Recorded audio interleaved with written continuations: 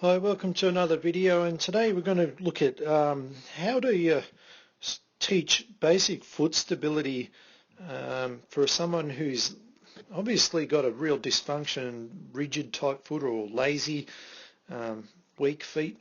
Either case, they're going to have real problems with doing things with single leg stability that could be causing them hip pain, knee pain, back pain, even foot and ankle pain itself. So an exercise that I had Kim doing then, which was, if I just go back and play that for you again, if you just watch it, because I'm going to get her to do it shortly again anyway, but she's doing this barefoot for a couple of reasons. And firstly, the back foot, where she's got it on, her back foot is really pushing hard into the ground. With your shoes on, the shoes give you quite a fair bit of help, all right, which is good normally, but if you've got sort of a very dysfunction, and it's very normal for us to see problems around the big toe. So by doing this barefoot really enhances the big toe function the most, because in this particular exercise the cable is trying to pull her back, all right. So as much as the arm is moving, the legs are immensely important here for giving stability. Without the stability at the legs, there's a huge loss in strength and obviously stability itself, but a real loss of energy. All right, so the legs are the key in getting this to work. This is why this is a superior exercise to the bench press, for that reason. Now, where it becomes quite useful, this particular movement, is where I want to teach someone with the front foot how to get out of a gripping sort of sensation. So I've asked him to sort of do a gripping position with her toes, and then I want her to spread her toes like she's just done then. All right, so this spreading of the toes, where we see them really try to separate, and she sort of needs to still work on this herself, but you can see where there's that real sort of gap between each toe. That's really important, because the wider the foot is, the more stable she becomes. The more it has a gripping sensation, the worse it'll be. So where we really want people to learn is to really get this part of the foot to be wider. So the more the big toe can come out that way, and these toes sort of fan out wide, it gives her greater stability. And the other part is the heel. So this is why it's called a tripod stance, because the bigger the tripod, the better your stability will be. All right, and you'll have a certain degree of pronation, but you'll be able to control it quite easily, where the rigid foot has no chance of gaining stability. So where I find this cable press exercise is useful, because it shares the timing of walking, running, throwing the ball, I can get that person to set that foot up while they're doing this exercise.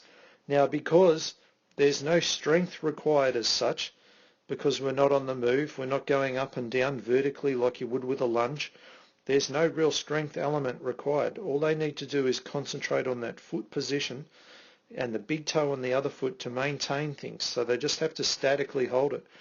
Once they can gain that concept, then you can move into the lunge itself, and using the exact same thing they were doing with that exercise, which was just purely stability focused.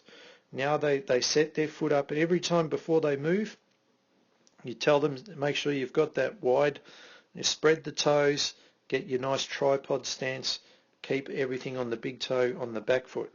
All right, so they're the little things, and they can run it through like a checklist. Once they've got that basic lunge down pat, then you can introduce a little bit more difficult, a little bit more challenge to it. Now, obvious thing would be to add load, but what I prefer to do is come up into single leg stance. All right, so now we start to introduce a lot more instability, especially because once I come to single leg stance, there's a hell of a lot more work in the frontal plane. So this is where there's a hell of a lot more to control here, because the other leg's not on the ground to control it. So obviously this is where people think, oh, the core breaks down, and it definitely can.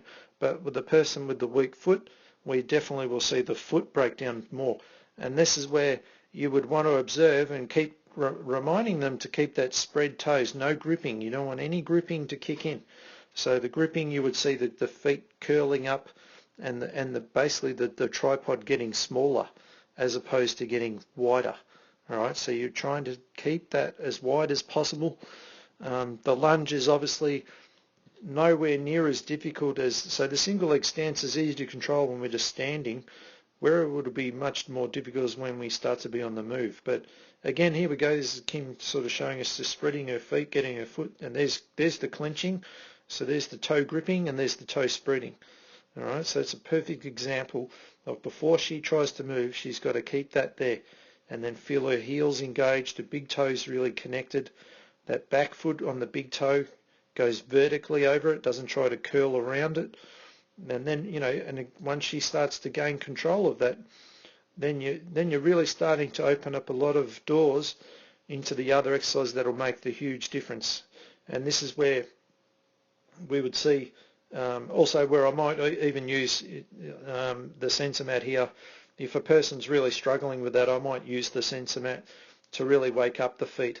And this basically forces them to keep their toes spread. There's no way you can actually grip on this, just way too painful. Right, but not everyone has access to a sensor mat. If you're in Australia, you can buy that from AOK Health, but overseas I'm not sure. There's a lot of different models out there, but you could basically do it in your backyard standing on some sticks. All right, so that'd be my sort of transition to what I really want to do, which would be the single leg stance. If I just skip through to another lot of these. So this is where I'd want to be, where I want to get to. I want to get to these exercises, so single leg deadlifts, which is what Kim's showing here. This is where there's a hell of a lot more work really needed to be done because the other leg's never hitting the ground. All right, so now your hip, your foot, they're really working excessively hard to maintain alignment, controlling pronation, controlling external rotation of the hip, controlling shoulder sway through the trunk and the core.